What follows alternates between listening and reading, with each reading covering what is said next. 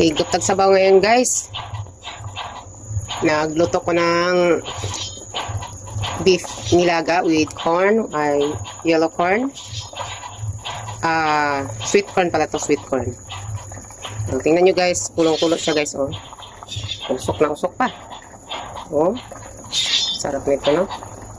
Luto na to guys, lambot na siya. Kasi siguro sobrang oras na tong pinakulo ko guys. Lagyan natin ng mga sahog guys. Spring onions, yung malaki, ganito. Spring onions na malaki.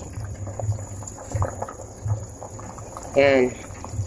Yun ang panghalo sa beef nilaga. Tapos Chinese cabbage.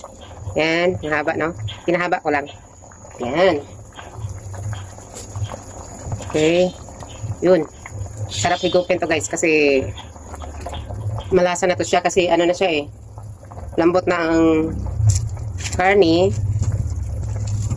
Lambot na siya kasi isang oras na to nilagang baka. Panghapunan.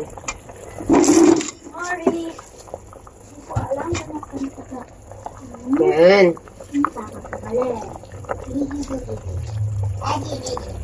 Lagyan natin na guys.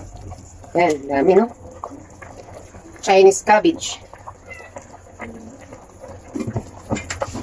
Wait lang guys. Ayan. Lagyan natin Chinese cabbage. Yan. Maganda yan sa mga nilagang katulad ng baka. At saka nilagyan ko siya ng mais guys na yung sweet corn na mais. Yan lang available sa palengke, sweet corn. Pwede naman yung hindi sweet corn.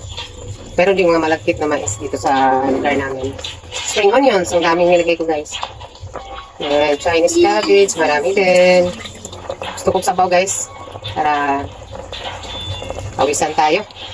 Yun, dami na no. Itudo ko na to. Lagay ko na lahat. Fresh to siya guys, fresh. Binili namin to kanina. Namalingki kami. Spring onions ulit. Okay, ang dami. Ayan. Okay, spring onions. Ayan. I-half-cook na natin itong spring onion, yung gulay para masarap. Yan guys, magandang hapon sa inyong lahat. Nagluluto na naman ako ngayon. Alarot recipe. Nilagang baka. Thank you for watching guys. Bye. Tinakipan ko muna guys para makakulo na maayos. Ilang minutes lang to, mga 5 minutes, ayos na. Patinan nyo guys. Pakulo na siya, pakulo. Okay. Bye.